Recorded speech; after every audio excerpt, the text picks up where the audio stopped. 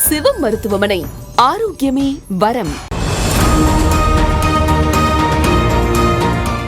வணக்கம், நான் டாக்டர் கனிமொழி பேசுகிறேன். இன்றைக்கி நம்ம பார்க்க போகிற டாபிக் என்னென்னா, பலன்களை அள்ளி அள்ளி தரும் ஆவாரம் பூவை பற்றி தான் நம்ம பார்க்க போகிறோம். ஆவாரம் பூ எடுத்துக்கும் போது உடல் உஷ்ணம் நிறைய குறையுது. ஸோ நம்ம நிறைய சிஸ்டம் யூஸ் பண்ணிகிட்டே இருக்கோம். நிறைய பேருக்கு இப்போ கண்ணில் கட்டி வந்துகிட்டே இருக்கு இல்லையா? அப்போது ஆவாரம் பூவை நல்லா பவுடர் பண்ணி நீரில் குழப்பி நம்ம 10 மாதிரி போடும்போது கண்ணில் உண்டாகிற கட்டிகள் மட்டும் சரியாகிறது மட்டும் இல்லாமல் கண் சிவந்து இருக்கிறது, கண்ணில் எரிச்சல் விழுறது, இது எல்லாமே முழுமையாக சரியாகும். ஆவாரம் பூவை நீங்கள் ரெகுலராக பவுடர் பண்ணிவிட்டு நெய்யில் குழப்பி சாப்பிடும்போது மூலம் சம்பந்தப்பட்ட பாதிப்புகள், ஆசன வாயில உண்டாகிற வெடிப்பு, கட்டி, இதெல்லாம் முழுமையாக குணமாகும். ஆவாரம் பூ நீங்கள் தொடர்ந்து எடுத்துக்கும் போது உங்களோட ஸ்கின் டோன் நல்லாவே மாறும். ஸோ ஆவாரம் பூவை டெய்லி காலையில் ஒரு டம்ளர் பாலில் மிக்ஸ் பண்ணிக்கோங்க. அதே மாதிரி நைட்லேயும் ஒரு டம்ளர் பாலில் மிக்ஸ் பண்ணி எடுக்கும்போது ஸ்கின் டோன் நல்லாவே மாறும். நிறைய பேர் ஆவாரம் பூவை நிழலில் உலர்த்தி நம்ம சுகருக்காக ரெகுலராக மார்னிங் எம்டி ஸ்டொமக்கில் ஒரு கஷாயம் பேசிஸில் எடுக்கிறாங்க. ஆவாரம் பூ நம்ம டீயாக கூட எடுத்துக்கலாம். ரெகுலராக டீ எப்படி ப்ரிப்பேர் பண்ணுறதுன்னு முதல் தெரிஞ்சுக்கோங்க. ஆவாரம் பூ நிறைய கிடைச்சும் போது சேகரித்து நிழலில் உலர்த்தி பவுடர் பண்ணி எடுத்துக்கோங்க.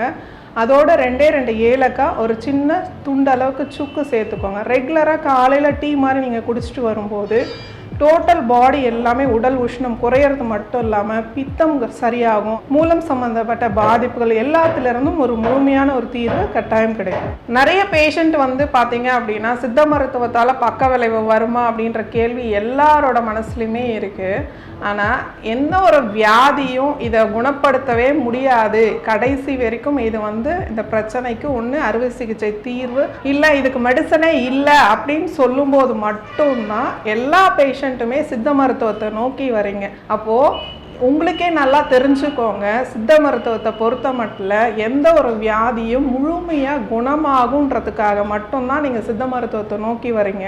ஸோ உங்களுக்கு ஒரு வியாதி நீங்கள் வரீங்க, வெறும் நான் மருந்து மட்டும் எழுதி கொடுக்குறோமா? கிடையவே கிடையாது. அது மாதிரி இருக்கும்போது நீங்கள் வருஷ கணக்காக நீங்கள் சாப்பிட்டுட்டு வருவீங்க. ஆனால் சித்த மருத்துவத்தை நோக்கி நீங்கள் வரும்போது வியாதினா என்னன்றது அடிப்படையில் தெரிஞ்சுக்கிறீங்க. அந்த வியாதியை நாங்கள் எப்படி மருந்துனால சரி பண்ண போகிறோம், என்ன மாதிரி வாழ்வியல் வழிமுறைகளை ஃபாலோ பண்ணும்போது இந்த வியாதியை எளிமையாக குணப்படுத்தலாம், எல்லாமே உங்களுக்கு தெளிவாக சொல்லி கொடுக்குறோம். என்ன ஒரு வியாதினாலும் எனக்கு 1 ஹவரில் இந்த ஒரு வியாதி சரியாயிடணும், இன்றைக்கே இது வியாதி சரியாயிடணும் நீங்கள் நினைக்கிறீங்களே ஒழிய அந்த வியாதியிலிருந்து பூரணமான குணம்ன்றது கிடைக்கணும்னா கண்டிப்பாக போதுமான கால அவகாசங்கள் தேவைப்படுது. நீங்களே தெரிஞ்சுக்கோங்க, கொரோனா வந்தப்போ எத்தனை பேர் நிலவேம்பு கஷாயம் எல்லாமே கபசுர குடிநீர் குடித்ததில் எத்தனை பேர் ரிசல்ட் நல்லா இருந்தது. என்னதான் மெடிசன்ஸ் எடுக்கும்போது நம்மளுக்கு ட்ரீட்மெண்ட் வைஸ் ஸ்லோவாக இருந்தாலும் ஆனால் இதில் குணம்ன்றது சித்த மருத்துவத்தில் மட்டும்தான் கிடைக்கும். அதை தெளிவாக நீங்கள் புரிஞ்சுக்கோங்க. சித்த மருத்துவம்ன்றது மனிதர்களால் கண்டுபிடிச்சதில்ல, இது எல்லாமே சித்தர்களால் கண்டுபிடிச்சது. அகத்தியரில் ஆரம்பித்து போகர், கொங்கணர் எல்லாமே 18 சித்தர்கள் எல்லாமே இதை கண்டுபிடிச்சிருக்காங்க. ஸோ அப்படி இருக்கும்போது இதில் இருக்கிற மருத்துவம் எப்படி பக்க விளைவு ஏற்படுத்தும்? இதில் ஒரு மருந்து நீங்கள் சாப்பிட்டீங்க அப்படின்னா மலச்சிக்கல் சரியாகும், பசி செரிமனம் சரியாகும், தூக்கம் சரியாகும், உடல் எடை குறையும். ஆனால் எந்த ஒரு வியாதியையும் உருவாக்காது. இப்போ இந்த மருந்தெல்லாம் நீங்கள் பார்த்தீங்கன்னா உங்கள் கண்ணெதிர நீங்கள் பார்க்குற மூலிகைகள், கீரை வகைகள் இதிலிருந்து தான் நம்ம எடுக்கிறோம். நீங்கள் கண்ணெதிர அந்த செடியை பார்க்குறீங்க. ஸோ துளசி பார்க்குறீங்க, ஆடாதொடை, தூதுவளை, இது எல்லாமே நீங்கள் பார்க்குறீங்க. அந்த மாதிரி இருக்கிற மூலிகையிலிருந்து தான் இந்த மருந்துகள் செய்கிறோம். ஸோ அது எல்லாமே நம்ம உணவில் பண்டைய காலத்தில் எல்லாமே பயன்படுத்திட்டு வந்தோம், இன்றைக்கி பயன்படுத்தலை. ஸோ அந்த மாதிரி உணவுகளை பயன்படுத்தும் போது எப்படி வியாதிகள் வரும்? ஸோ நீங்கள் தெளிவாக புரிஞ்சுக்கோங்க. இது இயற்கையாக கிடைக்கிற மூலிகைகள், இது இல்லாமல் கண்ணெதிர நீங்கள் பார்க்குற மூலிகையிலிருந்து தான் நம்ம இந்த எல்லா மருந்தும் செய்கிறோம் நம்ம சொல்கிறோம். ஸோ இதை நாங்களே யூஸ் பண்ணி நாங்களே சரியாயிக்கலாமே, இது எதுக்கு டாக்டர் உங்ககிட்ட நாங்கள் வரணும், எதுக்கு சித்த மருத்துவரை நோக்கி வரணும் அப்படின்னு நீங்கள் நினைக்கலாம். ஆனால் உங்களோட உடலில் வாத பித்த கபம், உங்களோட நாடி நிலை எப்படி இருக்குது அதை முதல் சமன் செய்யணும். எதனால் இப்போ ஒரு காய்ச்சல் வருதுன்னா கூட அந்த காய்ச்சல் உங்களுக்கு எதனால் வந்திருக்கு அப்படின்ற ஒரு விஷயத்த தெளிவாக புரிஞ்சுட்டு அதுக்கு மருந்துகள் எந்த அளவுக்கு எடுக்கணும், எவ்வளோ டோசேஜ் எடுக்கணும், எதனோட அனுபானிச்சு எடுக்கணும் அப்படின்றத நீங்கள் முறையாக தெரிஞ்சுக்கிட்டு சாப்பிடும்போது தான் அதுலேருந்து ஒரு பூரணமான ஒரு குணம் கிடைக்கும். அதுக்கு கண்டிப்பாக சித்த மருத்துவர் தேவைப்படுவாங்க. சித்த மருத்துவத்தை பொறுத்த மட்டும் இன்னும் பல்லாயிரக்கணக்கு ஆண்டுகள் ஆனாலுமே இதனால் நிறைய பலன் அடைவோம்.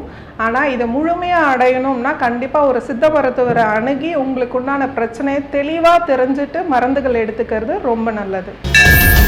டாக்டர் கனிமொழி அவர்களின் சிவம் மருத்துவமனை. சிவம் மருத்துவமனையோட முக்கியமான நோக்கமே வறுமை கோட்டுக்கு கீழ் உள்ள அனைத்து மக்களுக்கும் சித்த மருத்துவம் கொண்டு போய் சேர்க்கணுன்றது மட்டும்தான்.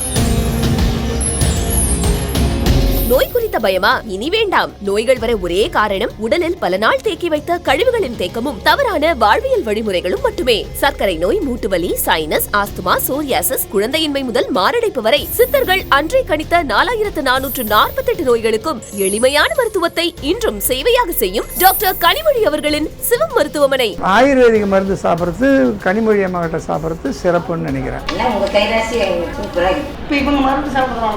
நான் உயிர் பாய்ச்சதே மரத்துக்கிட்ட தான். சொன்னது பூரா குணமாயிடுச்சுங்க. ரொம்ப நாளைக்கு நல்ல மாதிரி இருந்து மக்களை காப்பாற்றணும். நிறைய பாராட்டுகள் வந்துட்டு இருக்கு. வாழ்த்துக்களை தெரிவித்துக் கொள்கிறேன். ஆரோக்கியம் வரமாக சிவம் மருத்துவமனை 8111 044 6000.